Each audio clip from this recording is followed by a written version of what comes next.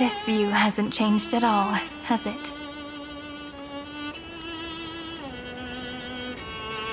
The hometown in your memories never changes, but when you return to your senses, you realize that fate has already stolen the time away.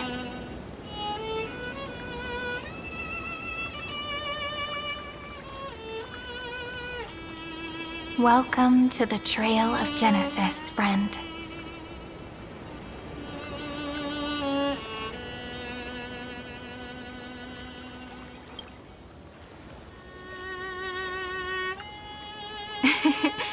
Seems like the weight of memories from 30 million cycles really made me grow up.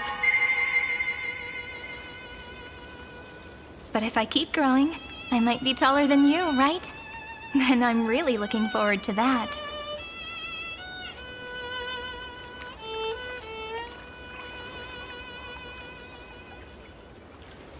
Before you arrived, I kept wondering, beyond the veil of Ide Silicii, what kind of Amphoreus is being born?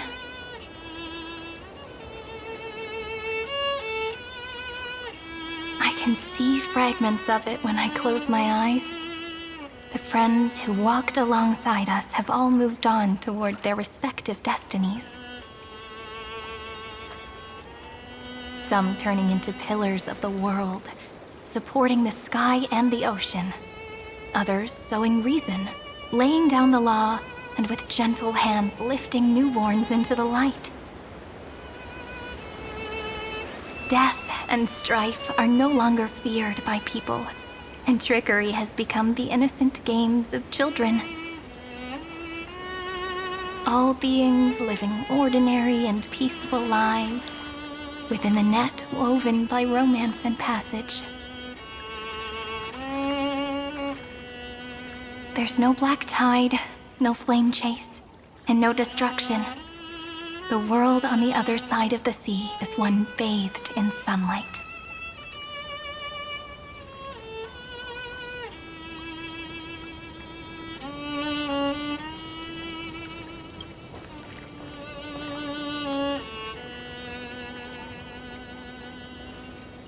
Like a happy and carefree childhood, the era Chrysia in this cycle will last for millennia, until it reaches the moment decided by the prophecy. Light calendar 4931, month of freedom, the moment belonging to world-bearing. Are you ready to answer the call of the world, friend? Then go, and pen the Throne of Worlds' first stroke. For this world, made from countless wishes. You say that, but it's gonna be ages till we reach Light Calendar 4931. I can make use of the crevices of time, but surely you and Dan Heng won't have to wait around for a few thousand years, right? That won't be necessary. We can simply sleep, and the chronocognitive anchor will wake us up.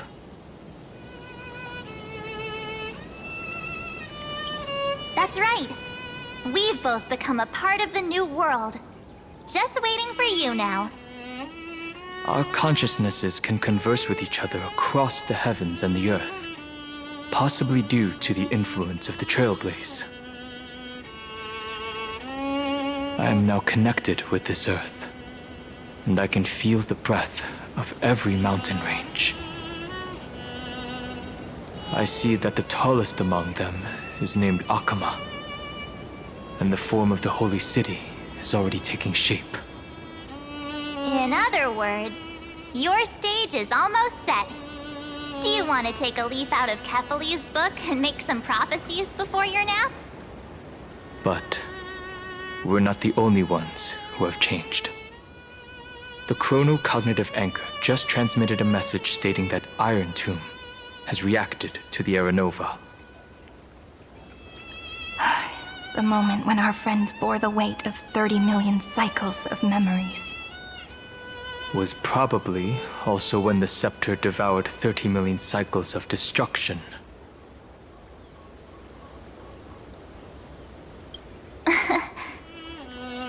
You know, you don't have to shoulder this world all on your own. After someone boards the Express, the word alone ceases to exist. So as we reach the end of time, no one will be left to face it alone. Dan Heng and I came here to specifically tell you that. Remember, this world is not a burden you bear alone. It's a journey we trailblaze together, alongside all of the Express. All right. It's time for Dan Heng and me to go have a super long nap. Look after this world for us. The road ahead is long, but we'll be waiting for you at the end. We'll definitely meet again. Let's take one more look at the other side of the sea before we set off.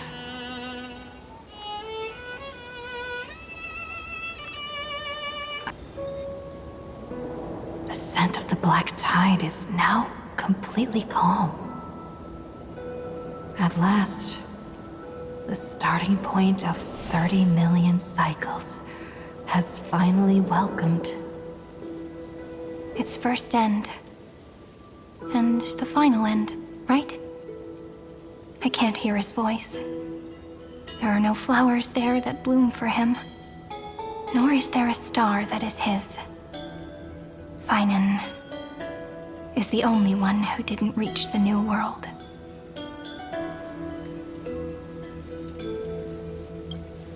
Look, the golden light that shone upon the grove still meanders between heaven and earth, like the prophecies of Amphoreus.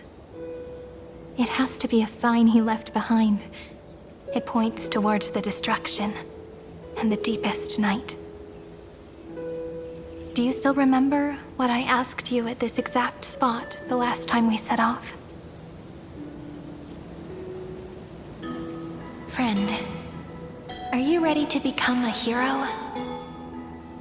You were still burdened by the weight of world-bearing back then, still unsure of the role you were meant to play. But now, everyone has already given you the answer. The heroes of legends were just at the right place at the right time when the world needed a hero. Just like how your arrival kickstarted Amphoreus' fate once more.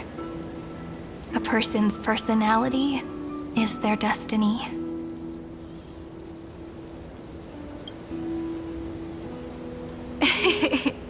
We best. Those are such beautiful words. Thank you, friend. I was also trying to cheer myself up with what I said. After all, before we truly compose the end of this story, I must also pluck up the courage to head off with you.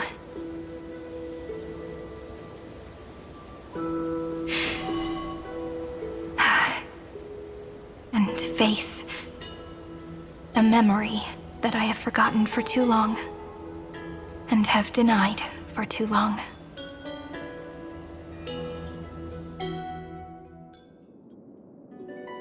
It's so dark.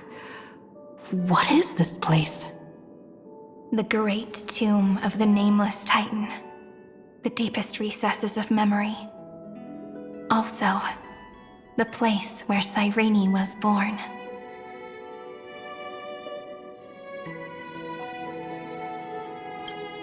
My apologies, friend. The more memories I got back along the way, the more I felt that something wasn't right. There's a sort of anxiety I can't get rid of. It's like when I was back in ID Silicii, when the reflections in the water always made me wonder, which is the real me? The one reflected in the water, or the one standing on the shore? But I finally get it now. Look, friend. The words on that wall are the answer. 1, 2, 3, 4, 5, 6, 7. Do, re, mi, fa, sol, la, ti. That rhymeless tune is the lullaby of little fairies. As always, I'll read this book to you. That way it won't just be Cyrene's memories alone. I've always thought that I was the narrator of the Flame Chase journey. But as it turns out, the narrator is also the most devoted audience.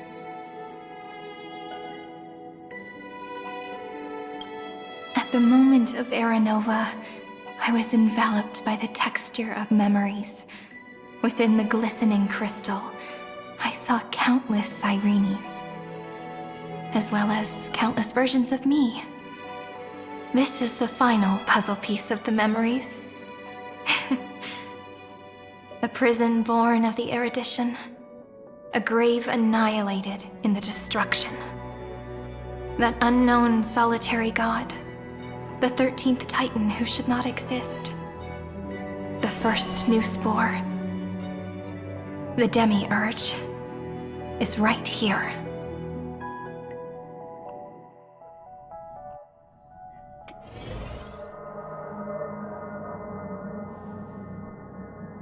The interrogation records have been submitted to the Marshal. According to the Ten Lords' decree, Jing Liu and Luocha shall continue to be detained in the Shuling.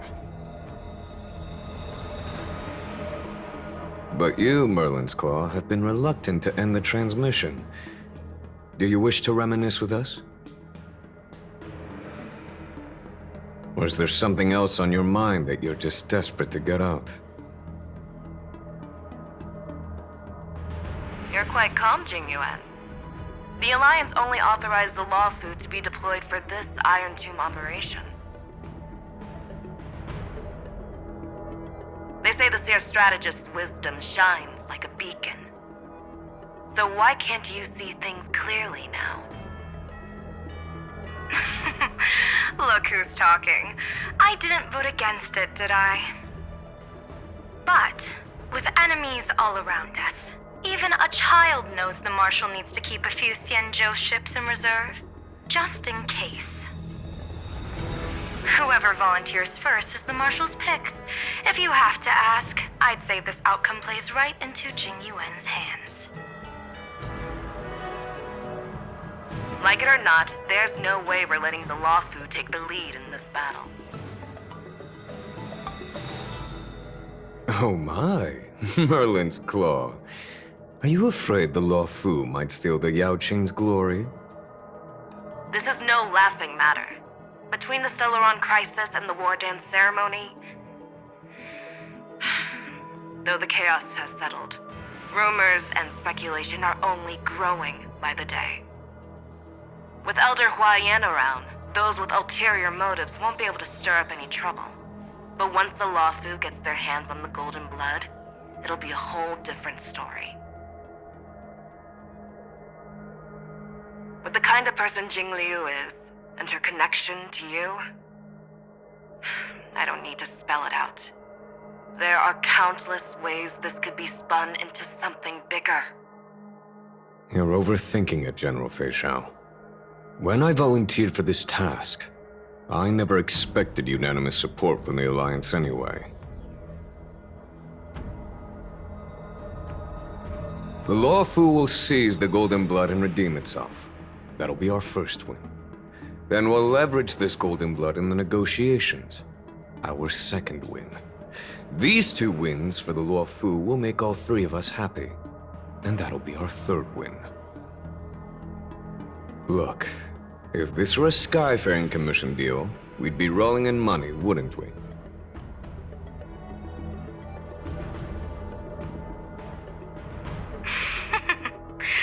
Maybe the Divine Foresight should change his name to the Optimistic General instead. With the Decalite Reflection Barrier, the Yuchuan must understand even more than the Law Fu how significant this battle is. Amphoreus' karma has vanished from the matrix of prescience. What omen does General Yao Guang see in this anomaly? In divination studies, we call this an empty fortune. It involves the eons and is thus beyond what mere mortals can comprehend. Your explanation isn't any clearer than Lady Fu's. Come on. How hard is it to understand the word uncertainty? For the Cobalt Head, the emergence of Iron Tomb is a calculated instant, but I don't believe they will just sit around waiting for death. And for the powers of the cosmos, this is their chance at survival, and the key to turning the tide of interstellar affairs. The Astral Express is leading the formation of an allied force, but I can see each faction has its own hidden agenda. There are even divisions within the Alliance, so it's not that hard to imagine how the other factions will react. Jing Yuan, I crossed paths with Selenova's Legion at the Battle of Sadunirama Star Cluster. Be extremely careful. The Ruined Legion's troops and weaponry are nothing to write home about. The IPC, even the denizens of Abundance, could take them on. However, while Void Rangers are just expendable pawns of the destruction, the real wildcards are... The Lord Ravagers. Indeed. Nanook's emanators are also their weapons to burn down the paths. I'm afraid conventional military tactics and strategies will be useless against them. My assessment is this. To completely take down a Ravager, we must disregard casualties and spare no cost. My only fear is... one wrong move, and the Lawfu will fall into Fintilia's trap again, inching ever closer to destruction. Doubt is exactly the demon she wants to plant in our hearts. Do you still remember the beginning of the Alliance Oath? To save future generations from war and bloody dispute. The Rainbow's arrows have always aimed at any force that threatens the cosmos. Now that the Trailblaze walks alongside us, the Cloud Knights shall keep their oath as they have from the beginning. I just hope those on the front line will remain safe.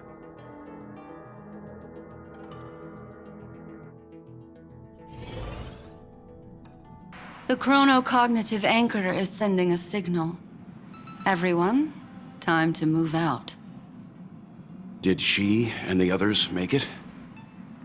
Let me go over the plan one more time, just in case. You'll enter Amphoreus, reunite with your 3 separated companions, and try to locate Iron Tomb from within the world. Who are you taking with you? The fate of the universe hangs in the balance. We can't afford any slip-ups. I suggest everyone, except Pom Pom, join the fight. We do need to be prepared for all possible contingencies. I have no objection to this. I'll do whatever I can. Meanwhile, Screwy and I will continue attacking the Demiurge Matrix. That is, the Scepter's kernel, from the outside. With our 2-pronged attack, we'll turn this hunk of metal into scrap for sure. Now we just wait for those 2 to get back.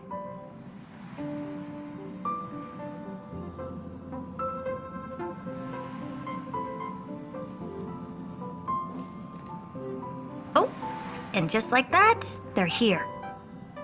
Sorry to keep you waiting. With Planet Screwlum's help, the formation of the Cosmic Alliance to counter Iron Tomb is progressing smoothly. The cosmos has set its sights on Amphoreus, and now it's just waiting for the first shot. Well then, let's not waste any more time, Fourth Mirror. It's my time to shine! Finally off the bench! In initiating thought refraction, please read the safety protocols carefully. Huh?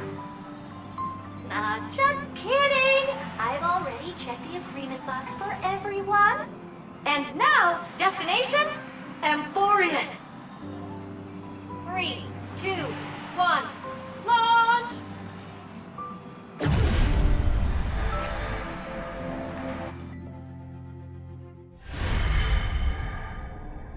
The flow of Memoria is so heavy here. Unlike Penacony's dreamscape, this place has built up a true epic measured in millennia. The vortex of Genesis, where all myths begin and end. And in this new world created by the Nameless, the infinite cycles have been broken. Let's set up the Trailblaze beacon and establish contact with the outside world. I'll leave it to you then. It'd be better for me to not show myself in front of the Garden of Recollection. And, Mr. Sunday, you probably shouldn't show yourself either. Agreed. The Astral Express has landed. If you receive this message, please respond immediately. Over. This is the Cianjo Alliance. Communications normal. Interastral Peace Corporation. Communications normal. No response from the Galaxy Rangers. Not surprising. But I didn't expect the family to also stay silent at such a critical moment. That's a pretty blatant disregard from the family for Penacony's independent director, I'd say. Long time no see, Miss Himiko. It's been quite a while, Madam Jade. The significance of this battle rivals that of the campaign against Sulo. Only through victory can we disperse the shadow of Iron Tomb that looms over countless worlds. The 10 Stonehearts shall spare no effort for such a grand mission for the preservation. Madam Jade led the Intelligentsia Guild in conducting specialized research on Iron Tomb's past activities. The bad news is, the collapse of the Erudition won't just affect inorganic beings. You mean Iron Tomb can infect organic life, too? Well, the good news is, so far, its effects on organic life are under control. The infection progresses slowly, and the resulting neuropathy is non-fatal. In any case, the IPC can guarantee targeted vaccine coverage within 48 system hours in all star zones within the medical system. What about other star zones? At a time like this, are the followers of the Firmament Arbiter still trying to make a profit? I remember you, Master Diviner. Your performance during the Third Denizens of Abundance War was quite impressive.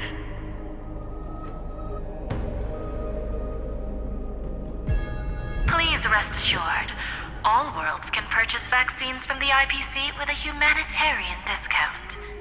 That's the current policy at the very least.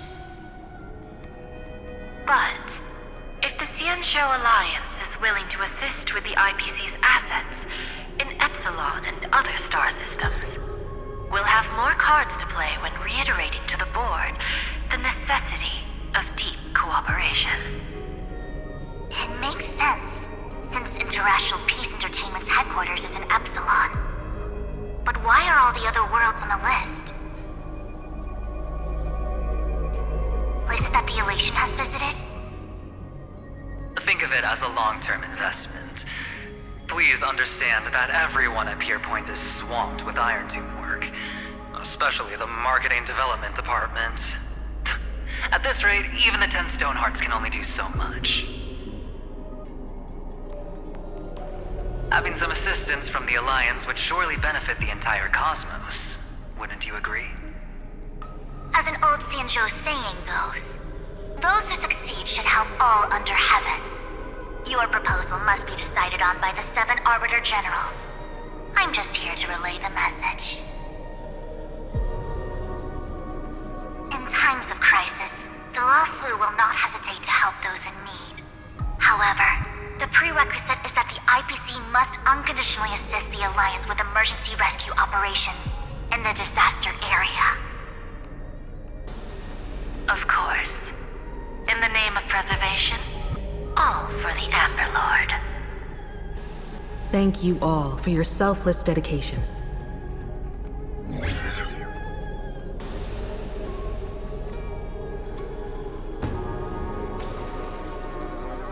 It's clear that each party still has qualms about everything. The clash between destruction and erudition isn't just about the fate of the cosmos. It's a moment for all factions to reshuffle their cards. You can never be too careful when battling a Lord Ravager. All are equal in matters of life and death. In any case, we can only hope for the best in all that's to come. It's about time we dive into the vortex and see what Amphoreus looks like on the inside.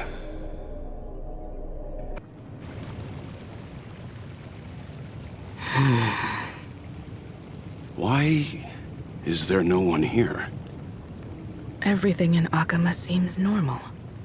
The new world was enjoying peaceful times not long ago. It seems it was even more recent than not long ago, Miss Himiko. The fruit on the table is freshly cut, and the bath temperature is just right. The remembrance tells me this place was bustling with people just moments ago. It's as if everyone vanished in an instant. Could this be Xandar's doing? Unlikely. He's still under the surveillance of those two geniuses. Could it be some kind of local custom?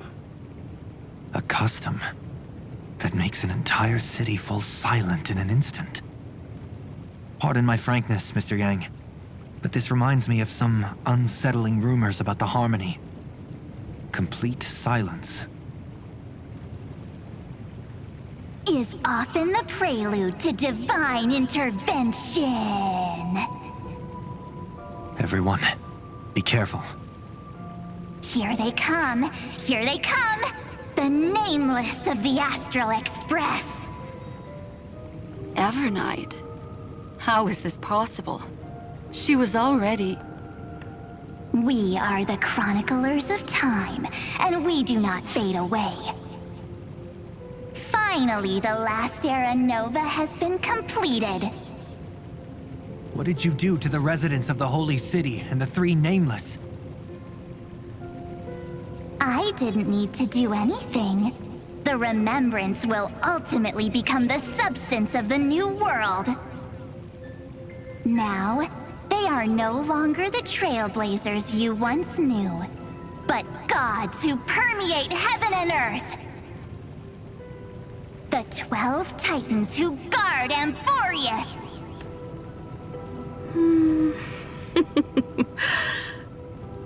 Stop fooling around, March. Come on out. What? I practiced so long for this! Getting seen through right away is just so embarrassing.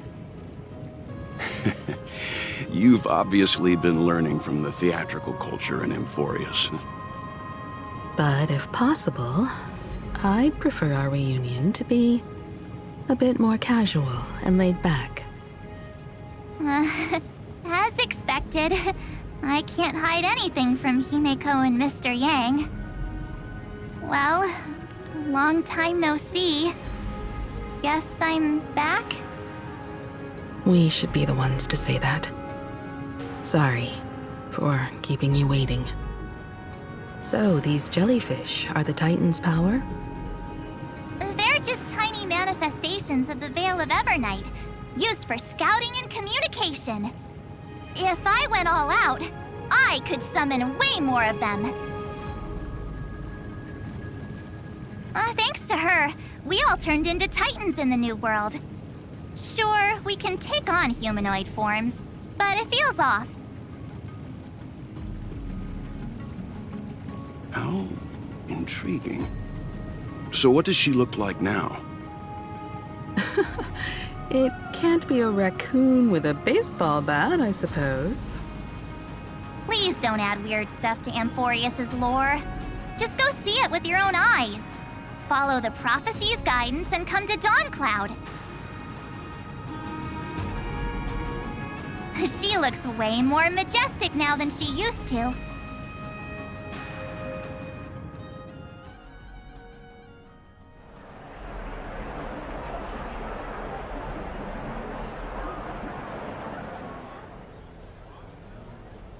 Unbelievable. All the residents of the Holy City have gathered here. This isn't just a gathering. It's a pilgrimage. The people's expressions are resolute, devout, as if waiting for a miracle to descend. That colossal deity is her. She has become the pillar of the world. Surprisingly authentic. Being this serious is quite unlike her usual style. Those people didn't disappear. Instead, they've answered the call of the prophecy and come to witness her awakening. Our good buddy now bears the weight of the entire world, and every breath they take is intertwined with Amphoreus' destiny. Awakening? Has she fallen into slumber? Yeah. After all, with such a huge time dilation between inside and outside the scepter, this was the only way we could wait for everyone. Time watches over yesterday. Earth guards today. And when the Trailblaze steps into Amphoreus once more, the slumbering deliverer shall awaken. And then, bring the prophecy of tomorrow to this world. Come on, everyone. Let's get closer to her. Watch how the world-bearing prophecy changes this world.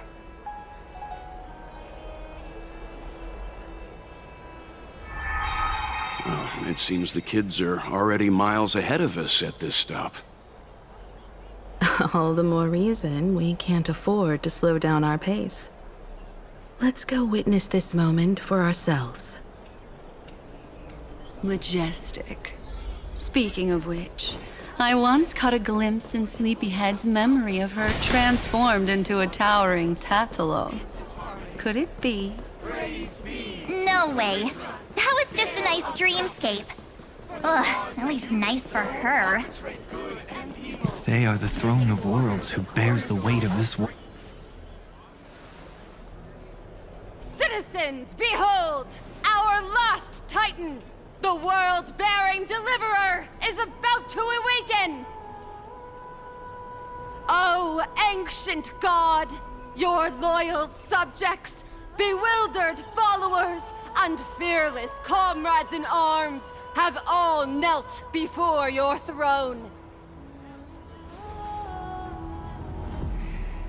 Awaken from your eternal slumber and bestow upon the world your divine prophecy! Please guide us! Show us how to embrace this beloved world as we welcome that distant dawn!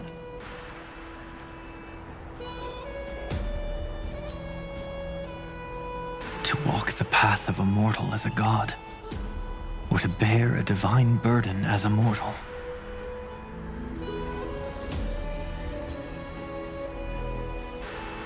She will give us the answer.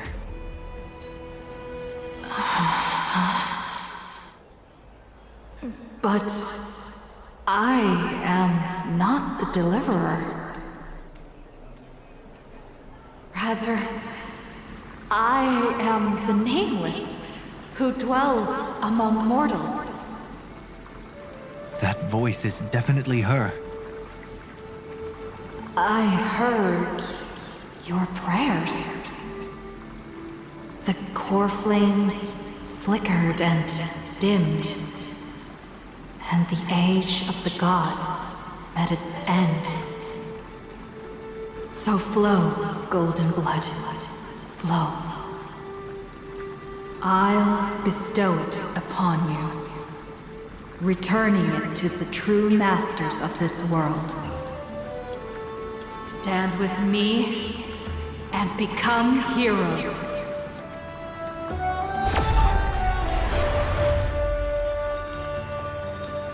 Is this?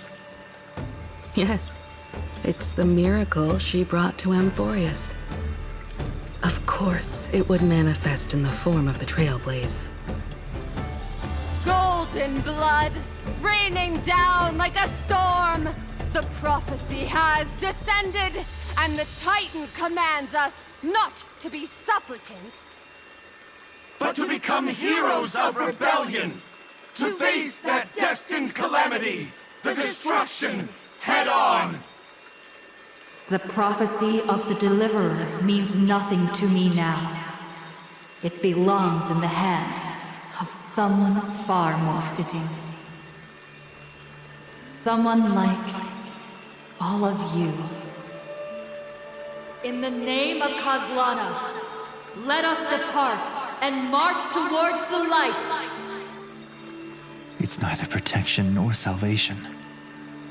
As always, there's no need for totems or myths. Humanity's most primal faith is that instinct named survival. Let's go, everyone.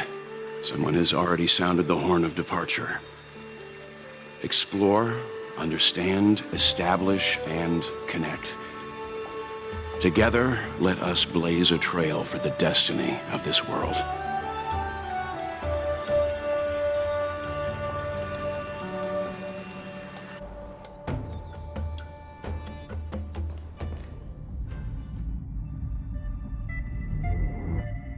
Is it just me, or does this Demiurge Matrix feel completely dead? It's nothing like how the Memo Keeper described it. The environmental readings are all wrong. Conclusion: this must be what the kernel actually looks like in the real world. What did Xandar do to the scepter? At the end of light, there must be silence. Certain, pure, and absolute darkness. Not the time to quote the Lord of Silence. Bad omen. Either way, we have to press on.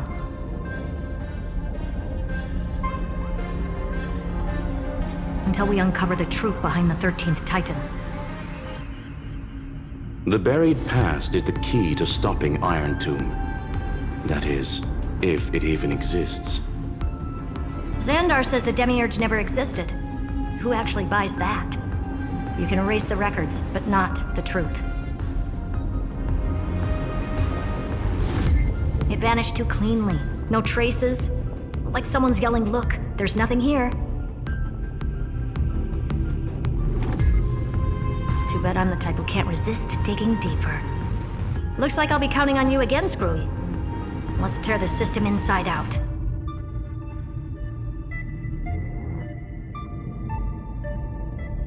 Always happy to help.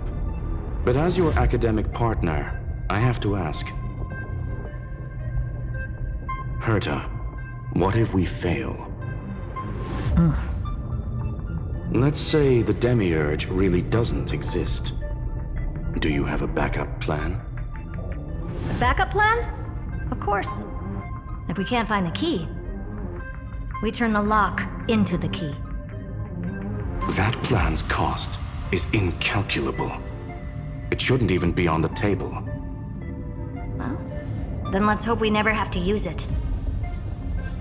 There's no point worrying about the end just yet.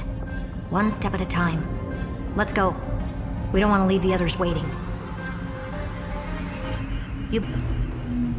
Oh, a classic nuclear heat engine. Classy choice. Just a personal preference. Her name's Mistletoe. Every flower in your garden's got a bit of poison, huh? Also a personal preference.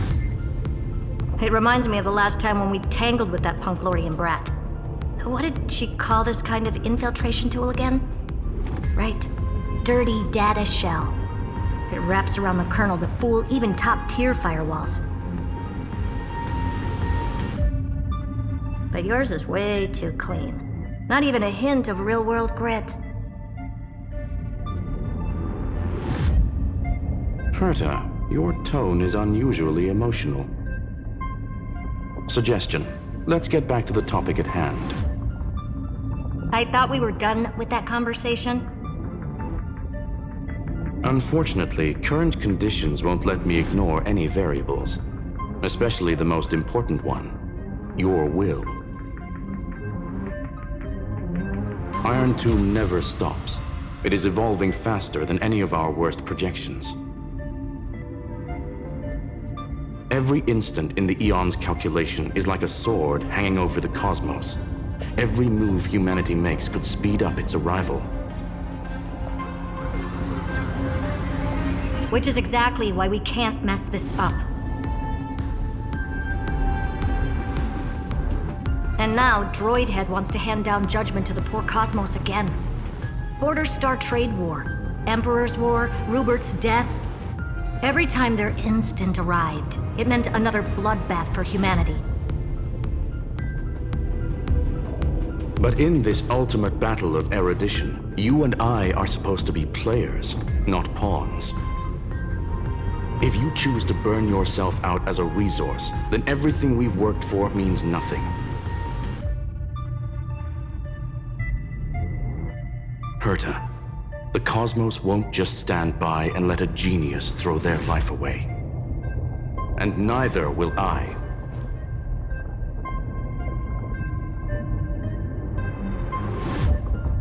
No need to kill the mood. This is why we're here, isn't it? We need to find the Demiurge and that lost key. I'm not here to be a deliverer. I just want to beat Xandar and Droidhead. Right now, I just need to know. Are you with me? Of course. Time to board. After you. Let's tidy this place up and see what this Demiurge really is.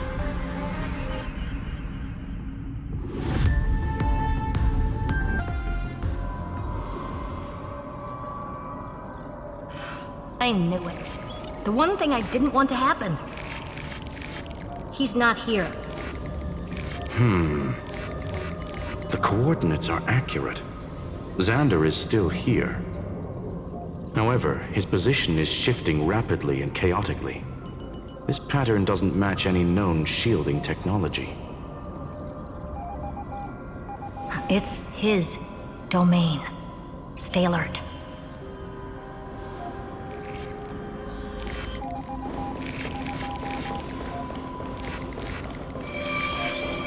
Cheap trick. We're back. Reverse engineering complete. The results are not what I expected. Logs show Lycurgus revoked administrator access. The chronocognitive anchor can't get a fix because at the system level, Lygus no longer exists. Our navigation target is a null set. So he's stopped resisting? Before vanishing, it seems he left one last message for us. To those who follow, all is proven. Find me beneath the tombstone. Melodramatic. He was expecting us. And once he learned of the Great Tomb's existence, he initiated his own search for the Demiurge. Guess he wants a final showdown. Fine. Let the old Intellitron dig his own grave. Just like he wants.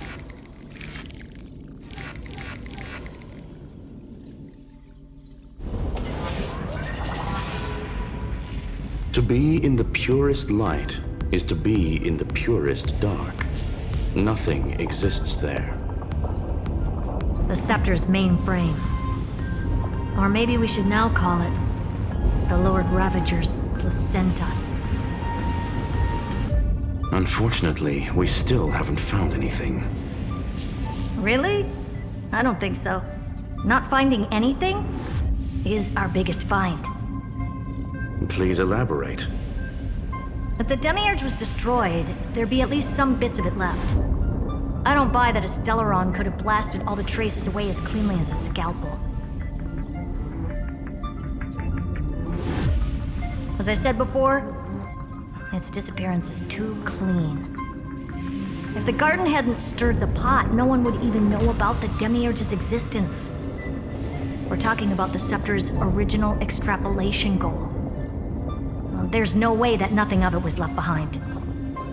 Or we can look at it from another perspective. If you were Xandar, would you be this obsessed with a concept that poses no threat? Would you guard against it at every turn? There is the possibility that he's naturally meticulous and hates variables. That does track with the impression he gave about himself. But Xandar shut that theory down himself just now. Choosing to act, even if it'll cost him dearly. We know that feeling well. The unknown is right in front of us. So we only have one choice. Solve it. You sound pretty convinced. Surely you already have a theory. Care to share? Of course. Though I don't have hard proof, I'm almost certain. That the Demiurge has been in everyone's plain sight all this time. Yet, they were mistaken for someone else. That'd make the most sense. Why was the room empty? Because the person locked in there had run away ages ago. But they were weak and small and had no presence whatsoever. Even the old Intellitron didn't notice them. Which also means there's a high chance that their powers are minuscule and cannot alter the outcome of the battle at all. Well, at least Xandar is scared of them. Come on, it's time to confront him. Let's go to the tombstone he talked about.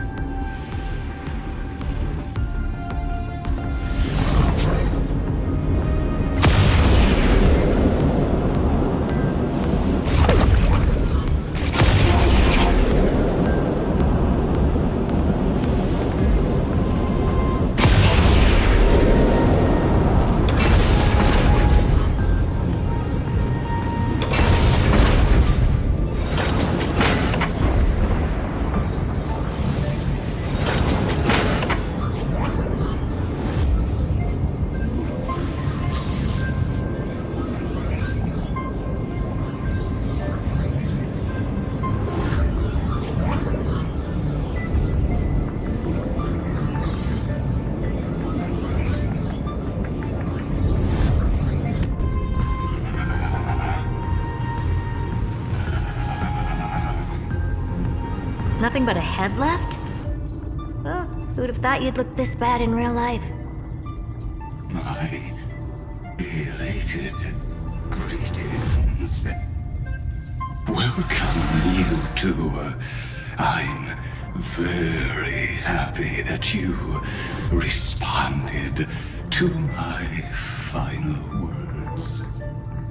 All this tombstone and final words.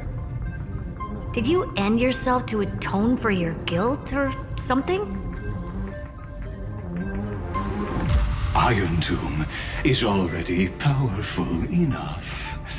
I just need to wait. I remain here only to share the joy of discovery, and also to congratulate you two on reaching the same conclusion as me. The conclusion regarding the truth of Amphoreus' heart. End this charade already. That Amphoreus' heart you're talking about is just a missing demiurge. And its corresponding vessel?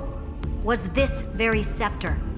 You interfered with the experiment and made Amphoreus' body into a hollow shell, all to incubate Iron Tomb within. That's why you either killed or kicked out all of the Memo Snatchers. You wanted to eliminate any chance of a consciousness coming into being, no matter the cost. Even the strongest wall can fall to a single crack. The memory of betrayal has been etched into my heart, and I will never show mercy. Now, the perfect vessel has already fused with Amphoreus' body. Unfortunately for you, the answer is all but revealed regarding who the Demiurge is. Then let us share the joy of discovering the truth. The last secret of the saga will finally dissipate here. As we reveal the truth behind Felius 093's disappearance. A lie by the remembrance.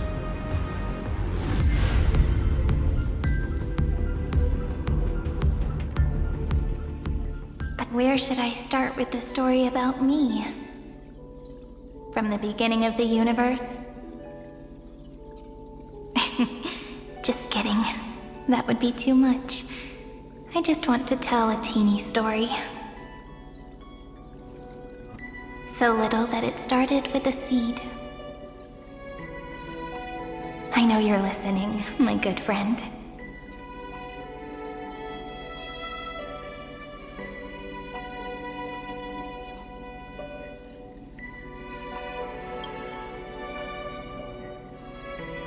The god in my dream told me that the world sprouted from a seed. It grew into a great tree named Amphoreus, and time became its branches and leaves, basking in the light. What a coincidence.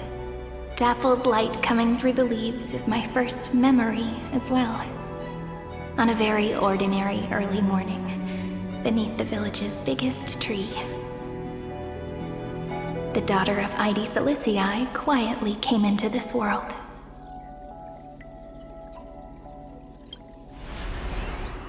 What a moving opening. A loud cry was the first gift the child gave to the world. The prophecy's fulfilled, the villagers say. This child is a gift from the Titans. Pink hair and sharp ears, she was born to be the priest of time. The Titans also gave their blessings. You shall fade when the flowers bloom, for every ending begets a beginning. Flowers will bloom and wilt. What a beautiful ending. This page concluded in laughter. Cry loud, child. Let your voice reach Orynyx.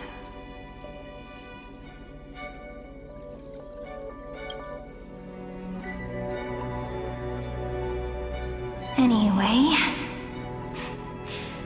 I don't like tears. Time quietly flowed by in the midst of laughter. The wind from my hometown caressed the ears of wheat, and there were swings, wind chimes, the sea, and the little fairies off-tune a cappella songs.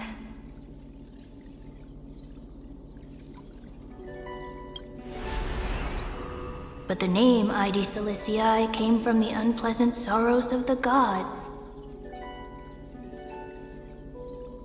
My childhood friend did not understand. Yet you always seemed so happy, as if nothing ever worried you. Why was I like that then? That's because the world was gentle to me. So I grew up to be gentle as well.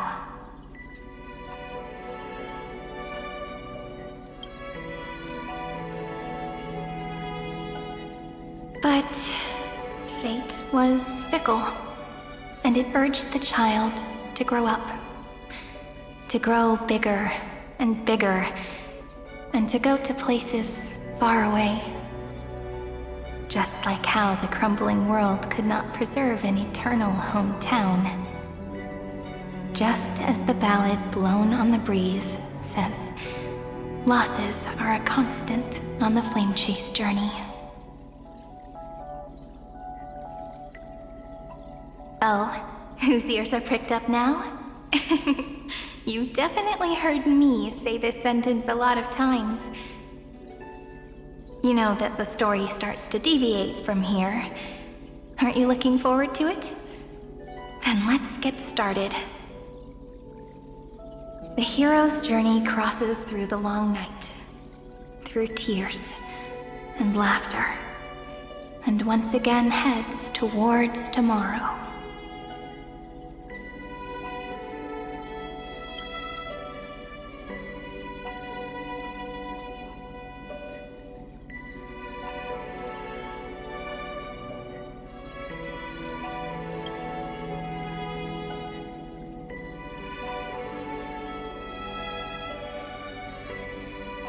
Correction. Philia 093's record, number 496. Archived.